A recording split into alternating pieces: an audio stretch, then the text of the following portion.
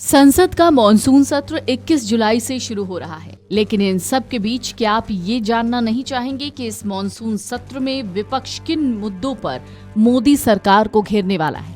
तो विपक्ष ने तैयारियां कर ली हैं। उसके लिए विपक्ष ने एक मीटिंग भी बुलाई। उस मीटिंग में कई तरीके की बातें हुई, लेकिन कुछ ऐसे मुद्दे हैं जो इस बार संसद में गरमाने वाले हैं। विपक्षी गठबंधन इंडिया ने संसद के मॉनसून सत्र से पहले एक वर्चुअल बैठक की थी और सरकार को घेरने की पूरी प्लानिंग कर ली। बैठक में 24 दलों ने विदेश नीति, बेरोजगारी, SIR अभियान यानी स्पेशल इंटेंसिव रिवीजन अभियान, गरीबी और महंगाई जैसे मुद्दों पर सरकार से जवाब मांगने का फैसला किया। संसद का मॉनसून सत्र 21 जुलाई से शुरू हो रहा है, 21 अगस्त तक चलेगा, यानी पूरे एक महीने। इस दौरान कुल 21 बैठकें प्रस्तावित हैं। इंडिया गठबंधन ने तय किया है कि वो एकजुट होकर सरकार को घेरेगी।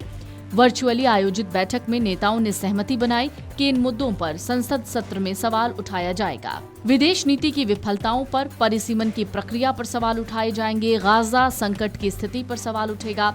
अनुसूचित जातियों, जनजातियों, महिलाओं और अल्पसंख्यकों के खिलाफ अत्याचार को भी मुद्दा बनाया जाएगा। बिहार में विशेष गहन पुनरीक्षण को मुद्दा बनाया जाना है। अहमदाबाद विमान दुर्घटना को भी संसद के मॉनसून सत्र में विपक्ष मुद्दा बनाएगा। किसानों के संघर्ष और बेरोजगारी और महंगाई की समस्या पर भी हंगामेदार सत्र होने के आसार हैं। संसद के मॉनसून सत्र से पहले इंडिया ब्लॉक ने जो बैठक बुलाई, उस बैठक में कांग्रेस अध्यक्ष मल्लिकार्जुन खड़गे, कांग्रेस संसदीय दल की प्रमुख सोनिया गांधी, लोकसभा में नेता प्रतिपक्ष राहुल गांधी, जम्मू कश्मीर के सीएम उमर अब्दुल्ला, झारखंड के CM Hemant Soren, NCP SP के Sharad Pawar, Uddhav Thackeray SSUBT, Abhishek Banerjee TMC, Tejashwi Yadav RJD, Ram Gopal Yadav SP, Tiruchi Siva DMK, CPIM के MA Baby, D Raja CPI ML के महासचिव दीपांकर भट्टाचार्य सहित कई अन्य नेता शामिल रहे। वर्चुअली बैठक में पश्चिम बंगाल की CM ममता बनर्जी और तमिलनाडु के CM M.K. स्टालिन इस बैठक में नहीं थे। गठबंधन के संस्थापक सदस्यों में से एक आम आदमी पार्टी ने इंडिया ब्लॉक से खुद को अलग कर लिया। बैठक में बिहार में चल रहे विशेष गहन पुनरीक्षण पर गंभीर चिंता जाहिर की गई। नेताओं का मानना है कि सरकार की तरफ से मतदाताओं के मताधिकार छीनने की कोशिश की जा रही है। चुनाव आयोग के इस अभियान को अघोषित आपातकाल बताया, साथ ही इसकी तुलना नोटबंदी के बाद वोटबंदी से की। सूत्रों से मिली जानकारी के मुताबिक इंडिया गठबंधन की इस बैठक में सभी 24 दलों में सहमति बनी कि पहलगाम, ऑपरेशन सिंदूर और ट्रंप के मामले में सेना के शौर्य को सलाम करते हुए सरकार से इन मुद्दों पर बहस और PM मोदी के जवाब की मांग की जाए। विपक्ष के नेताओं ने यह भी तय किया कि अब की बार ट्रंप सरकार और नमस्ते ट्रंप मोदी जी ने किया तो जवाब कोई और मंत्री इस पर क्यों देगा। हालांकि सोनिया गांधी के नेतृत्व के नाम पर बुलाई गई इस बैठक में सोनिया खुद राहुल के साथ जुड़ी जरूर, लेकिन खामोश थीं। वहीं आपको नहीं बुलाए जाने पर या उनकी अनुपस्थिति पर किसी तरह की कोई बात बैठक में नहीं हुई।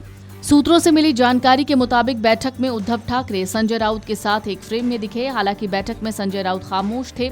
उद्धव ने कहा, पहलगाम हमला इंटेलिजेंस की चूक है और अभी तक हमला करने वाले आतंकी पकड़े नहीं गए, ये बड़ा मसला है। सूत्रों से मिली जानकारी कहती है, बैठक में राहुल गांधी ने कहा कि विपक्षी बिखराव का फायदा सत्ता पक्ष उठा सकता है, इसलिए हमको एकजुट रहकर सरकार से सवाल करने हैं और प्रधानमंत्री से जवाब लेना है। हमें पहले मिलकर मुद्दों की प्राथमिकता तय करके संसद में एकजुट दिखना चाहिए। हालांकि ये ध्यान देने की जरूरत है कि पहलगाम हमला और ऑपरेशन सिंदूर पर भारत की तीनों सेनाओं के बहादुर अधिकारियों ने भारत का पक्ष देश और दुनिया के सामने रखा था।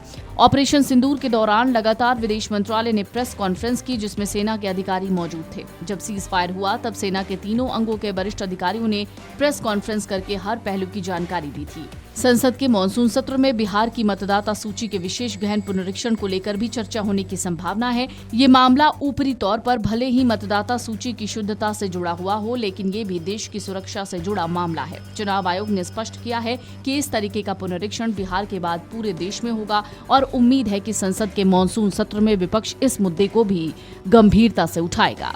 Video desk amarujala.com। अगर आप ये वीडियो YouTube पर देख रहे हैं तो हमारे चैनल को सब्सक्राइब कर बेल आइकन दबाएं और Facebook पर देख रहे हैं तो हमारे पेज को लाइक करें।